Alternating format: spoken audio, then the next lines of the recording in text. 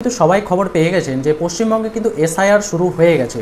তো এই এসআইআরে অনেক মানুষকে অনেক ডকুমেন্টস ও বিভিন্ন রকমের জিনিসপত্র কিন্তু দিতে হবে। তো কী কী ডকুমেন্টস দিতে হবে সেসব জিনিস তো ডেসক্রিপশনে পেয়ে যাবে, আর বিস্তারিত নিউজ চ্যানেলগুলোতে কিন্তু বলে দিচ্ছে কী কী ডকুমেন্টস দেখালে এই এসআইআরে আপনি নাম নথিভুক্ত করতে পারবেন, যাদের নাম বাদ যাবে ও যাদের নাম আছে।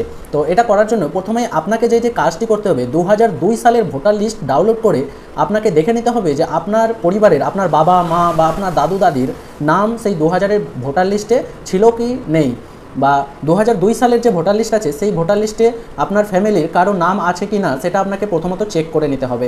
এবং বর্তমানে 2025 সালের ফাইনাল রোল যে ইলেকশন কমিশনের দিয়ে জারি করা হয়েছে, যে 2025 সালের যে ফাইনাল ভোটার লিস্ট, সেই ভোটার লিস্টটা আপনাকে ডাউনলোড করে চেক করে নিতে হবে সেই ভোটার লিস্টে আপনার নাম আছে কি নেই। যদি আপনার নাম না থাকে তবে কিন্তু আপনি এসআইআর থেকে বাদ চলে যাবেন, আপনাকে অনেক সমস্যা সম্মুখীন হতে হবে। ধরেন 2002 সালের ভোটার লিস্টে আপনার ফ্যামিলির বা আপনার পরিবারের নাম আছে, কিন্তু 2025 সালে আপনার ফ্যামিলির বা আপনার নাম নেই, সেই ক্ষেত্রে কিন্তু ওই মানুষকে বা ওই ব্যক্তিকে অনেক সমস্যায় ভুগতে হবে। তো আমি আজকে আপনাদের দেখাবো যে 2025 সালের যে ফাইনাল ইলেকশন কমিশনের দ্বারা যেই ভোটার লিস্টটা দেওয়া হয়েছে সেই ভোটার লিস্টটা আপনি কিভাবে ডাউনলোড করবেন। এর আগে আমি 2002 সালের ভোটার লিস্ট কিভাবে ডাউনলোড করতে হয় সেটা দেখিয়েছিলাম। আপনারা উপরে আই বাটনে ক্লিক করে সেই 2002 সালে ভোটার লিস্ট কীভাবে ডাউনলোড করতে হয় সেটা দেখে ডাউনলোড করতে পারেন নিজের মোবাইল ফোন থেকে। এবার আপনারা দেখবেন যে 2025 সালের ভোটার লিস্ট কীভাবে ডাউনলোড করতে হয়। তো সরাসরি আমি আপনাদেরকে ল্যাপটপের স্ক্রিনে নিয়ে দেখাচ্ছি যে 2025 সালের ভোটার লিস্ট আপনারা কীভাবে ডাউনলোড করবেন। তার জন্য আপনাদেরকে এই ওয়েবসাইটে চলে আসতে হবে। গভর্নমেন্টের যে ইলেকশন কমিশনের ওয়েবসাইট আছে, এই ওয়েবসাইটে আসার পরেই কিন্তু 2025 সালের ফাইনাল ভোটার লিস্ট আপনি ডাউনলোড করতে পারবেন। তো এখানে আসার পরে আপনাদেরকে এই একটি কাজ করতে হবে, এখানে আপনাদের মোবাইল নাম্বার দিয়ে লগ ইন করতে হবে। এখানে শুধুমাত্র তারাই লগ ইন করতে পারবে যাদের আইডি তৈরি করা আছে। যদি আইডি তৈরি করা না থাকে তবে দেখবেন এখানে একটা সাইন আপ বলে অপশান আছে, এই সাইন আপের অপশানে ক্লিক করলে পরে আপনাদেরকে আগে প্রথমে রেজিস্টার করতে হবে। রেজিস্টার করার পরে তবেই কিন্তু আপনি এখানে লগ ইন করতে পারবেন। যদি লগ ইন করা থাকে তবে আপনি এখানে আপনার মোবাইল নাম্বারটি দিবেন। মোবাইল নাম্বার দেওয়ার সঙ্গে সঙ্গে নিচে দিকে আপনাকে দিতে হবে আপনার যে ক্যাপচারটা আছে, সেই ক্যাপচার দেওয়ার পরে আপনি সেখানে একটা ওটিপি পাবেন আপনার মোবাইল ফোনে একটা ওটিপি যাবে, সেই ওটিপিটা আপনাকে এখানে দিতে হবে। ওটিপি দিয়ে লগ ইন করার পরে এরকম ড্যাশবোর্ড আপনারা দেখতে পারবেন। মোবাইল থেকে করলেও এরকমই সেম দেখাবে। এরপরে আপনারা একটু নিচে দিকে গেলেই এখানে দেখাবে ডাউনলোড ইলেকশন রোল। এই ডাউনলোড ইলেকশন রোলে আপনাদেরকে ক্লিক করতে হবে। এখানে ক্লিক করলেই আপনারা কিন্তু আপনাদের যে ভোটার লিস্ট আছে 2025 সালের সেটা আপনারা ডাউনলোড করতে পারবেন। এরপরে আপনাদের স্ক্রিনে একটি নতুন ওয়েবসাইট খুলে যাবে, সেখানে আপনারা সমস্ত কিছু দেখতে পাবেন। আপনারা এরকমভাবে দেখতে পারবেন এখানে আপনাদেরকে স্টেট সিলেক্ট করতে হবে। স্টেট সিলেক্ট করার পরে আপনাদের যে ডিস্ট্রিক্ট আছে সেই ডিস্ট্রিক্টটা সিলেক্ট করতে হবে।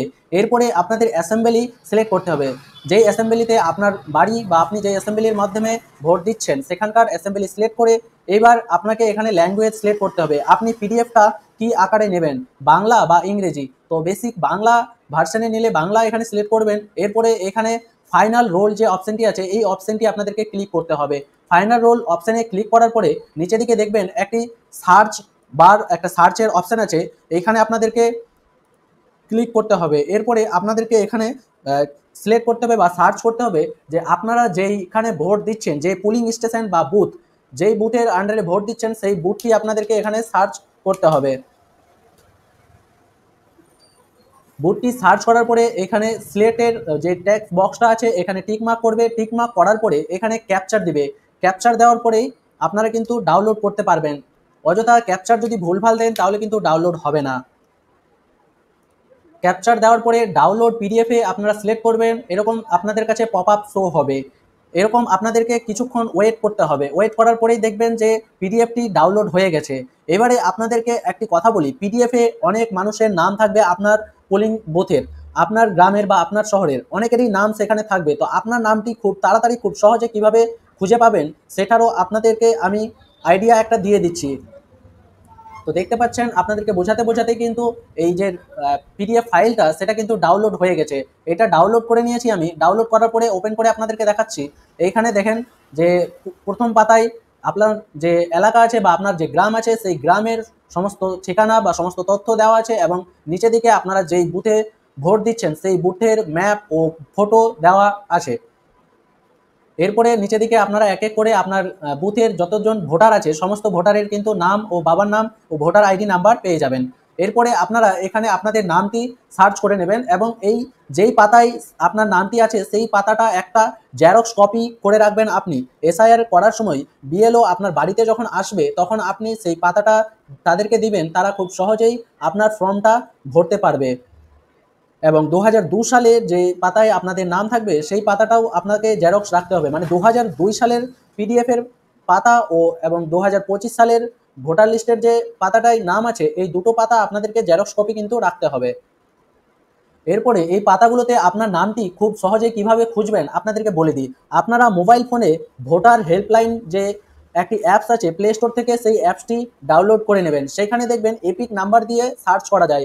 আপনার ভোটার কার্ডের যে নাম্বার আছে সেই নাম্বার দিয়ে আপনারা সার্চ করবেন, আপনার সেই ভোটার নাম্বার দিয়ে সার্চ করলে আপনারা দেখবেন সেখানে আপনাদের নাম ও সিরিয়াল নাম্বার সব কিছুই কিন্তু দেখাবে। সিরিয়াল নাম্বারটা হিসেবে যদি দেখতে পান তবে আপনার ভোটার লিস্টে সিরিয়াল নাম্বার বের করে নেবেন এবং খুব সহজেই আপনার নামটা খুঁজে পাবেন কত সিরিয়াল নাম্বার আপনার আছে। ঠিক আছে, ভিডিওটি যদি ভালো লাগে তাহলে বেশি বেশি করে শেয়ার করবেন আর অনেকজনকে শেয়ার করে জানান যে ভোটার লিস্টে কি কারো কোনো সমস্যা হলে অবশ্যই কমেন্ট বক্সে জানান।